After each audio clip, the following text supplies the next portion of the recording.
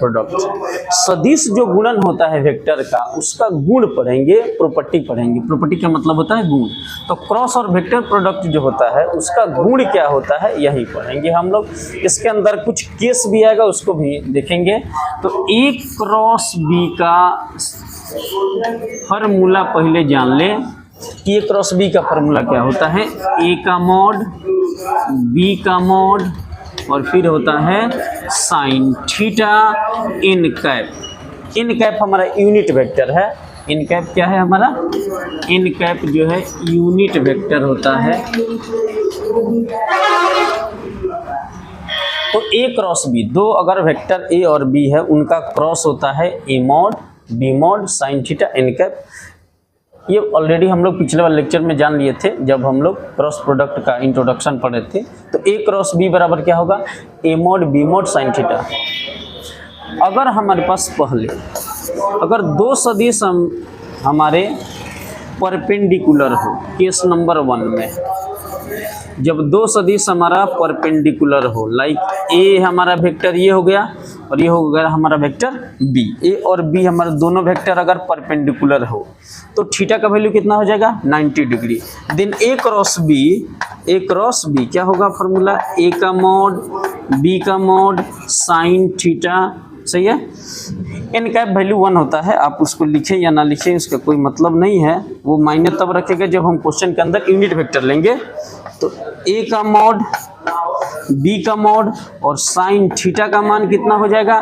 90 degree. Perpendicular है दोनों, अगर परपेंडिकुलर है तो थीटा का मान कितना होगा? 90 डिग्री। देन ए क्रॉस बी जो होगा, ए क्रॉस बी का जो मान आएगा वह ए cross B A mod B mod के इक्वल हो जाएगा। यानी दो सदिश जब परपेंडिकुलर हो, लंबवत हो, तो जब दो सदिश हमारे लंबवत होते हैं तो ए cross B A mod B mod के बराबर आता है।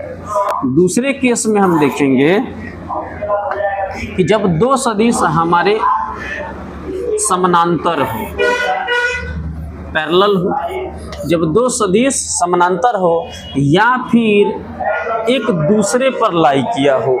ठीक है, ये हमारा वेक्टर ए हो गया, ये वेक्टर बी, या ए और बी दोनों एक ही पर हो। तो इस केस में थीटा का जो वैल्यू होता है हमारा वो होता है 0 डिग्री। ठीक है, तब इनका क्रॉस प्रोडक्ट क्या होगा? लंबवत का तो जान लिया, अब समानांतर का समझिए। समांतर इसको बोलेंगे। जब दो सदिश समांतर हो तब ए क्रॉस बी का जो वैल्यू होगा वो कितना होगा? ए का मॉड बी का मॉड और साइन थीटा।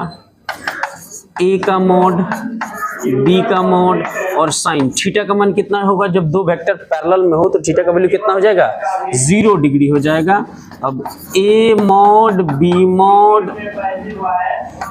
और साइन 0 का वैल्यू कितना हो जाएगा? 0। देन ए क्रॉस बी का जो वैल्यू हो जाएगा वो हो जाएगा 0। जब दो सदिश परस्पर क्या हो? समानांतर हो तो उनका क्रॉस प्रोडक्ट 0 आता है। लंबवत होगा तो ए क्रॉस बी का मान ए मॉड बी मॉड के बराबर आता है। तीसरे नंबर केस में जब दो सदिश हमारे विपरीत दिशा में हो, अपोजिट इन डायरेक्शन, ये वेक्टर हमारा ए हो गया, ये वेक्टर बी हो गया। अब दोनों वेक्टर हमारा क्या हो? अपोजिट डायरेक्शन में हो, विपरीत दिशा में हो, तो थीटा का मान विपरीत दिशा में होगा तो थीटा का मान कितना हो जाएगा? 180 डिग्री का हो जाएगा। अब इनका क्रॉस प्रोडक्ट कितना होगा? A cross B A mod B mod sine theta. A का मॉड बी का मॉड और साइन थीटा का मान कितना? 180। ए का मॉड बी का मॉड और साइन 180 का मान कितना होगा? साइन 180 का मान भी 0 होता है। साइन 0 का मान भी 0 होता है और साइन 180 का मान 180 का मान भी 0 होता है। इसलिए ए क्रॉस बी का जो मान आएगा वो हमारा 0 हो जाएगा। सही है। तो जब दो सदिश हमारे समानांतर हो तब भी 0 हो जाएगा, और विपरीत दिशा में हो, विपरीत का मतलब अपोजिट डायरेक्शन में हो, विपरीत अगर दिशा में दोनों सदिश हो हमारे, ए इधर चल रहा है और बी इधर चल रहा है, तो भी उसका क्रॉस क्या आएगा? 0 होगा। तो अपोजिट रहेगा तब भी 0 रहेगा, पैरेलल रहेगा तब भी 0 होगा, और परपेंडिकुलर रहेगा तब ए cross B A mod B mod के बराबर आता है। ठीक है। अब कुछ और प्रॉपर्टी है। अगर हम चौथे प्रॉपर्टी में क्रॉस प्रोडक्ट के यूनिट वेक्टर कर ले, दो समान समकोणिक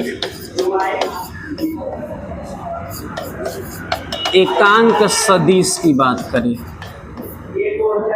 दो समान समकोणिक एकांक सदिश लेते हैं, जैसे A क्रॉस B का फॉर्मूला हम लेते हैं A mod B mod sine theta n cap.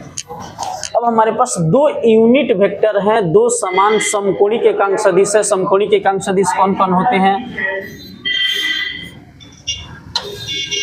I cap, J cap और के कैप, ये समकोणिक एकांक सदिश होते हैं।